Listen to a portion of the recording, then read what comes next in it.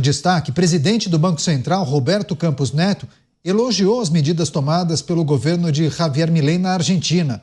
Segundo ele, o país é um exemplo de como políticas de contração fiscal podem gerar crescimento econômico. Campos Neto também voltou a criticar a PEC que pede o fim da escala 6x1, afirmando que a medida vai contra as recentes reformas que foram feitas na legislação trabalhista. A gente separou o trecho da fala de Campos Neto. Vamos acompanhar. Isso, no final das contas, vai contra a reforma que foi feita. Grande parte da melhoria do trabalho que a gente está comemorando hoje é exatamente porque a relação do trabalho ficou mais flexível. Países que têm relações de trabalho mais flexíveis tendem a ter desemprego mais baixo, né? Então, eu acho que você voltar atrás nisso não vai ser bom para o empregado, e aqui não estou falando das empresas, estou falando dos empregados. Você vai aumentar o custo da mão de obra, você vai diminuir a produtividade e vai aumentar a parte informal, com certeza. Então, né, a gente entende que nesse momento vale a pena se expressar, porque também tem um impacto no que a gente faz pensando para frente.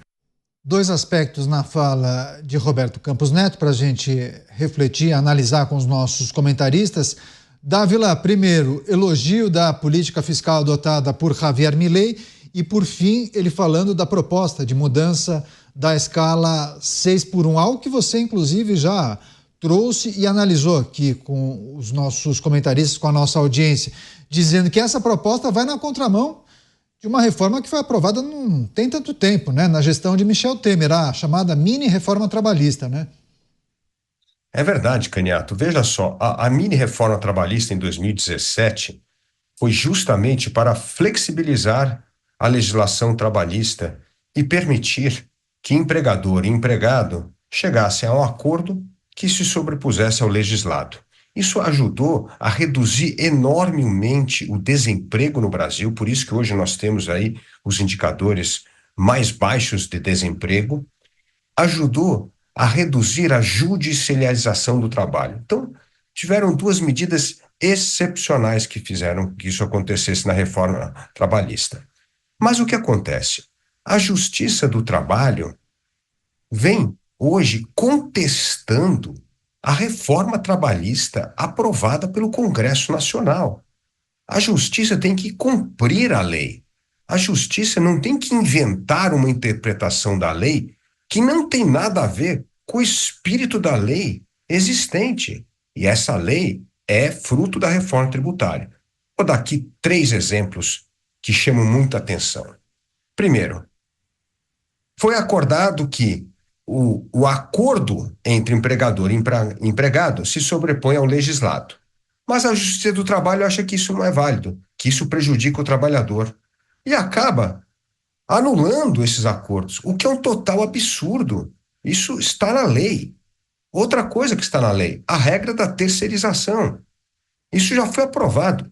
Agora, a Justiça do Trabalho acha que não, que terceirização não vale. Mas como não vale? Está na lei. Tem que cumprir o que está na lei. E o terceiro ponto é o banco de horas. Existem profissões que o banco de horas é fundamental. Agora não, a Justiça do Trabalho interpreta que o banco de horas não é válido. Então, assim, é um absurdo você ter maus juízes, porque não são todos, evidentemente, não são todos, mas você ter maus juízes, as famosas laranjas podres na Justiça do Trabalho, que não respeitam a legislação trabalhista e o que foi aprovado na reforma trabalhista. Isso, Caniato, acabou aumentando a judicialização do trabalho de novo. Para ter uma ideia, quando foi aprovada a reforma trabalhista, nós tínhamos 5,5 milhões de casos de judicialização trabalhista. 5,5 milhões, né? Caiu para 2,2 milhões e voltou a crescer, porque a justiça está atuando não de acordo com a lei, mas de acordo com a cabeça, com a ideologia e com o pensamento de cada juiz. Isso é altamente prejudicial. E o que vai acontecendo? Vai custando caro para as empresas, vai desestimulando as empresas a contratarem mais trabalhadores e acaba no Supremo. Metade dos casos no Supremo Tribunal Federal são contestações da reforma trabalhista que não estão sendo cumpridas pela Justiça do Trabalho. Então, é um absurdo e Roberto Campos Neto está correto. Por quê? Onde houve flexibilização da legislação trabalhista, aumentou o número de empregos e diminuiu o custo de contratação. É isso que nós queremos para o Brasil. Pois é, inclusive, viu, Dávila, conversei com uma magistrada da Justiça Trabalhista, disse que aquela diminuição substancial que aconteceu porque impuseram uma regra de que o reclamante que perdesse na justiça deveria pagar as custas da outra parte, né? Só que houve um entendimento informal entre os magistrados que praticamente cancelaram esse dispositivo. E aí incentivando a judicialização. Por isso que teve aquela curva, aquela descendente, caiu abruptamente o número de ações e, curiosamente, de uns anos para cá, houve um crescimento muito impressionante, entendeu? Não havia muita explicação, senão essa, né? Desse quase entendimento informal entre os magistrados para que criassem uma legislação paralela, alguma coisa assim. Você, Motas, análises de Roberto Campos Neto acerca da política fiscal adotada por Javier Milei, mas principalmente criticando a PEC 6x1, né, que prevê o fim da escala 6x1. Segundo ele, isso anularia a reforma trabalhista. Faltam menos de 2 meses para o Roberto Campos Neto ir embora do Banco Central. Que Deus tenha piedade desse país. A receita é muito simples. O governo deve ser enxuto. O Estado tem que ser pequeno, gastar pouco e ficar focado nas suas missões principais, que são garantir os direitos fundamentais e prestar os serviços de saúde básica, educação básica, segurança, defesa e justiça. Todo o resto fica com o indivíduo, com a sociedade, com a iniciativa privada. Os impostos devem ser poucos, simples e com alíquotas baixas. Quando não puder ajudar, o governo não deve atrapalhar. Essa é a receita. Quem tiver alguma dúvida ainda, pode ligar para o Departamento de Eficiência Governamental dos Estados Unidos. Liga lá e pede para falar com o Elon Musk. A partir de 20/1, né? A partir de 20 de janeiro de 2025, certamente, Elon Musk será o titular dessa pasta. Você, Cristiano Beraldo, a política fiscal contracionista de Javier Milei, destacada pelo presidente do Banco Central, Roberto Campos Neto, e também ele tecendo comentários, análise dele sobre a PEC 6x1. Bom, Canhoto, vamos começar pela parte da questão trabalhista no Brasil. O Brasil ele tem um sistema anti-emprego, essa é a realidade. Você só dá emprego no Brasil hoje se você efetivamente for obrigado a dar emprego, porque o risco de se dar um emprego no Brasil é enorme e o custo de cada funcionário que uma empresa tem também é extremamente alto, sugando toda a competitividade que a empresa pode ter. Que uma empresa, veja bem, a empresa que recorre a financiamento de bancos para expandir as suas operações, ela tem como sócio o banco, que ela paga um caminhão de juros, um dos juros mais altos do mundo, ela tem um sócio que é o governo e ela tem todo o risco trabalhista justamente em razão de uma dinâmica da tal justiça trabalhista, que é essa invencionice brasileira, que atua permanentemente para traumatizar aqueles que ousam dar emprego a alguém. E, Canhoto, eu fiz a minha vida profissional administrando empresas com problema, então me especializei nessa área. E um dos meus primeiros empreendimentos nesse setor foi cuidar da administração de uma empresa da área de tecnologia, isso lá no começo dos anos 2000, que tinha 15 funcionários. O fundador da empresa estava há 2 anos investindo naquele negócio que não dava resultado, que não tinha faturamento até então. E aí, depois de fazer um mapeamento dessa empresa, eu identifiquei que desses 15 funcionários, na verdade, precisavam ter 6, não precisava ter 15.